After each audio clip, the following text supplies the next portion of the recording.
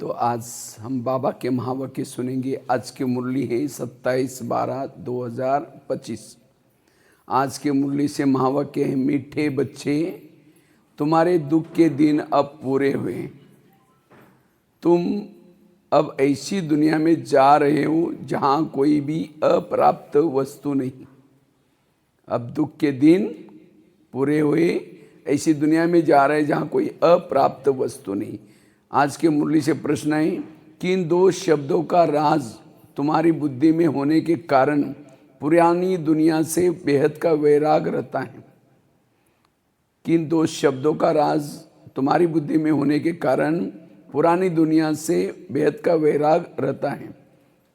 इसका उत्तर आप लोग मुरली से ढूंढना, इसलिए मुरली ध्यान से सुनना। गीत है आज की मुरली से, धीरज धर मनुआ, ओम शांति। मीठे मीठे रूहानी बच्चों ने गीत सुना। रूहानी बाप बैठ समझाते हैं, यह एक ही पुरुषोत्तम संगम युग है, जबकि कलब कलब बाप आकर के रूहानी बच्चों को पढ़ाते हैं, राजयोग सिखलाते हैं। बाप रूहानी बच्चों को कहते हैं मनुआ अर्थात आत्मा, हे आत्मा धीरज धरो। आत्माओं से बात करते हैं। इस शरीर का मालिक आत्मा है। आत्मा कहते हैं मैं अविनाशी आत्मा हूँ, ये शरीर मेरा शरीर विनाशी है। रूहानी बाप कहते हैं मैं एक ही बार कल्प के संगम पर आकर के तुम बच्चों को धीरज देता हूँ कि अब सुख के दिन आते हैं। अभी तुम दुखधाम रौरव नरक में हो। तुम सिर्फ तुम नहीं, वो सारी दुनिया रौरव नरक में है। तुम जो मेरे बच्चे बने हो, रौरव नरक से निकाल करके स्वर्ग में चल रहे हो। सतयुग त्रेता द्वापर पास हो गया, कलयुग भी तुम्हारे लिए पास हो गया। तुम्हारे लिए यह पुरुषोत्तम संगम युग है, जबकि तुम तमो प्रधान से सतो प्रधान बनते हो। आत्मा जब तमो प्रधान सतो प्रधान बन जाएगी, फिर यह शरीर भी छोड़ेगी। सतो प्रधान आत्मा को सतयुग में नया शरीर चाहिए ना, यहाँ सब कुछ नया होता है। बाप कहते हैं बच्चे अब दुखधाम से सुखधाम में चलना है, उसके लिए पुरुषार्थ करना है। सुखधाम में इन लक्ष्मी नारायण की राजाई थी, तुम पुरुषार्थ कर रहे हो नर से नारायण बनने का।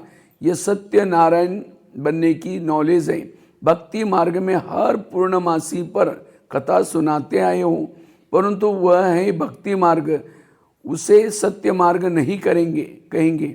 ज्ञान मार्ग है सत्य मार्ग। तुम सीढ़ी उतरते उतरते झूठ खंड में आते हो।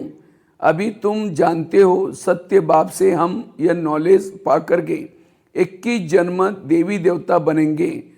हम थे, फिर सीढ़ी उतरते आए। उतरती कला और चढ़ती कला का राज तुम्हारे बुद्धि में है। पुकारते भी हो बाबा आकर के हमको पावन बनाओ। एक बाप ही पावन बनाने वाला है। बाप कहते हैं बच्चे तुम सतयुग में विश्व के मालिक थे। आता है याद सभी?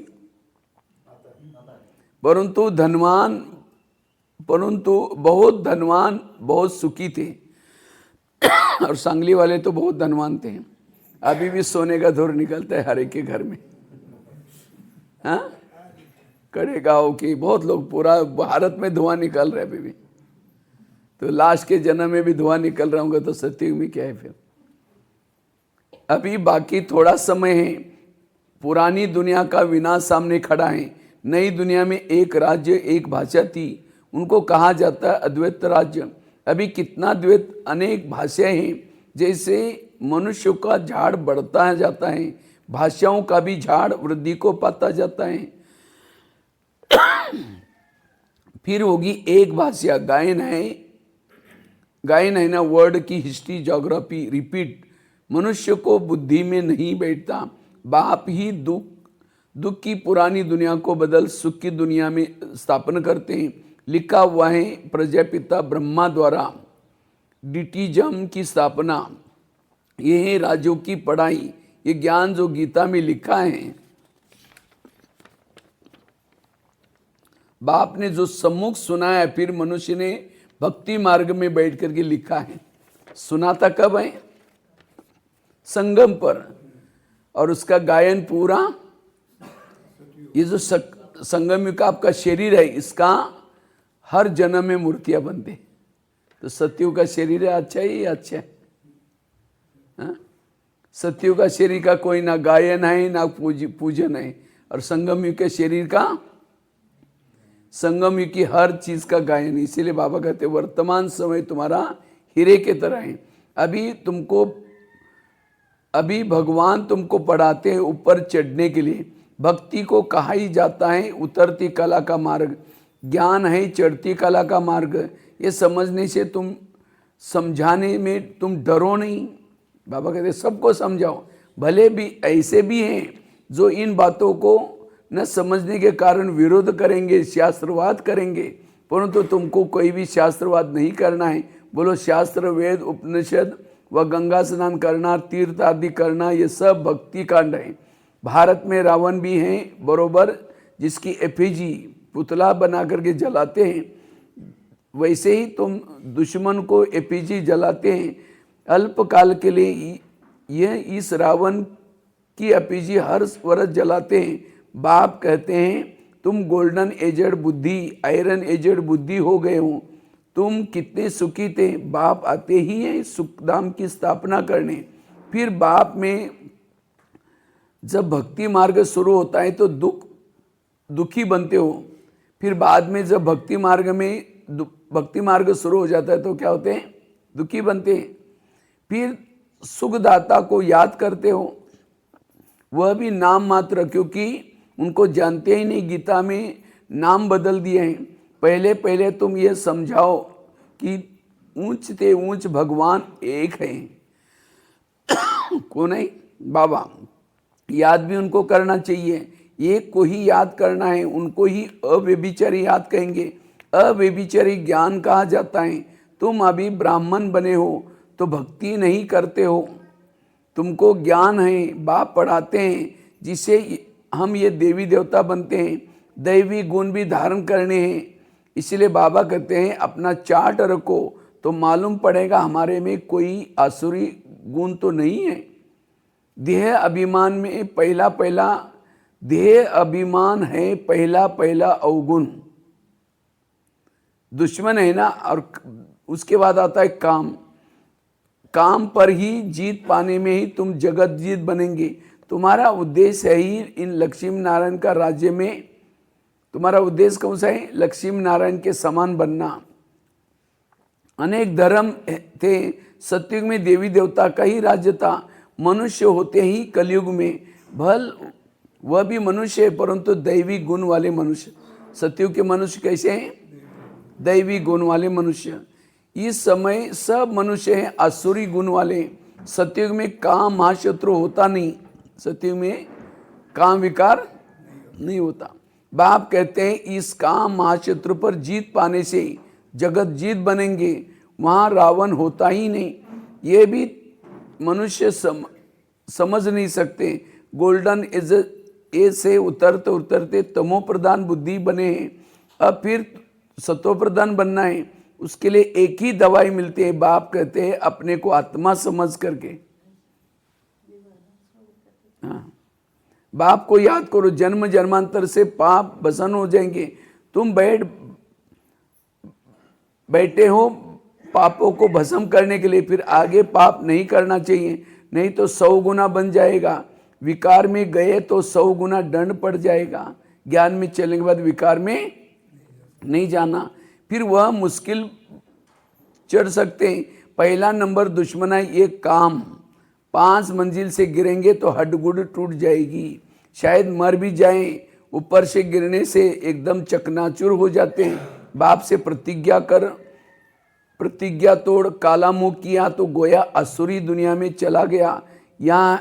यहाँ से मर गया, उसको ब्राह्मण भी नहीं करेंगे। क्या कहेंगे? शूद्र। क्या कहेंगे? शूद्र। सुखधाम और दुखधाम ये भी चक्र हैं।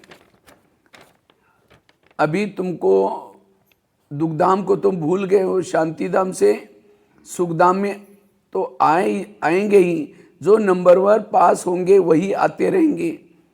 अच्छा, तुम मीठे मीठे सिकिल दे बच्चों प्रति माता पिता बाप दादा का याद प्यार और गुड मॉर्निंग। रूहानी बाप की रूहानी बच्चों को नमस्ते। हम रूहानी बच्चों की रूहानी बाप को याद प्यार गुड मॉर्निंग और नमस्ते नमस्ते नमस्ते। तो आज के मुरली से प्रश्न क्या था? किन दो शब्दों का राज तुम्हारी बुद्धि में होने के कारण पुरानी दुनिया से बेहद का वैराग रहता है? मुरली से क्या था? ध्यान से सुना। उतरती कला और चढ़ती कला का राज तुम्हारे बुद्धि में है। तुम जानते हो आधा कल्प हम उतरते आए, अभी चढ़ने का समय है। बाप आए नर से नारायण बनाने के लिए, सत्य नॉलेज देने के लिए। हमारे लिए अब कलयुग पूरा हुआ, नई दुनिया में जाना है, इसीलिए इसे बेहद का वैराग है। तो आज के मुरली से धारणा है, बाप से जो संपूर्ण पावन बनने की प्रतिज्ञा की है इसे तोड़ना नहीं है। बहुत बहुत परहेज रखनी है। अपना चार्ट देखना है, हमारे में कोई अवगुण तो नहीं है। दूसरा है, गॉडली यूनिवर्सिटी में कभी भी अब्सेंट नहीं होना है। ये क्या है? यूनिवर्सिटी, और उसमें 1 ही घंटे का क्लास चलता है।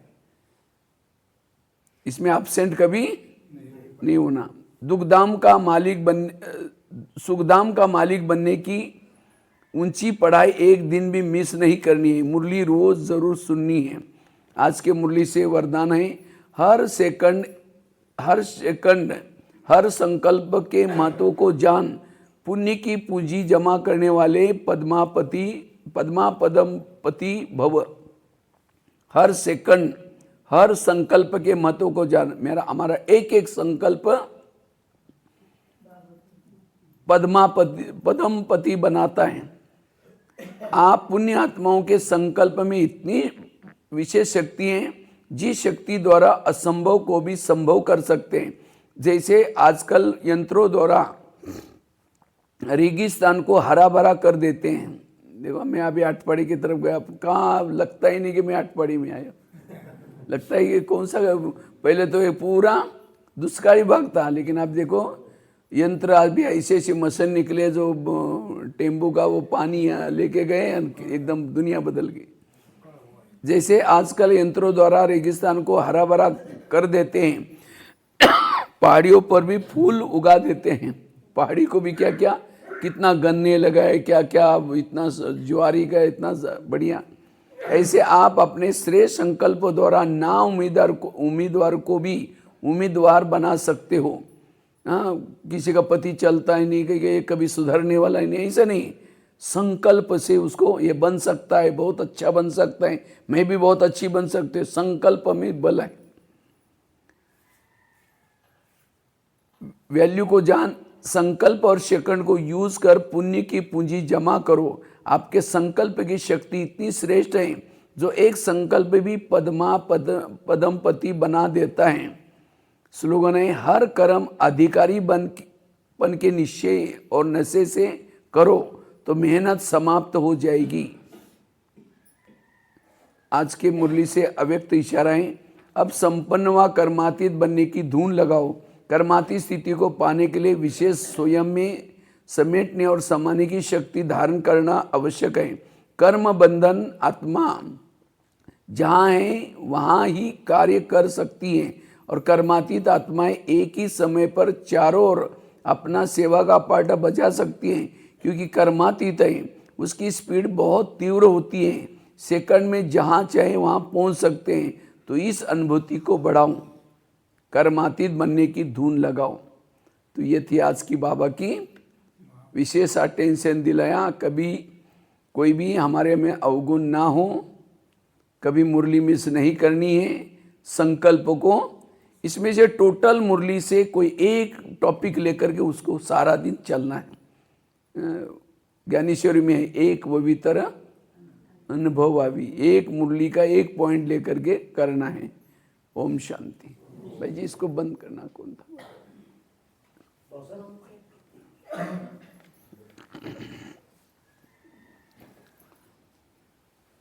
बंद करना इसको। बंद करके फिर चालू करना। लाल आ रहा है।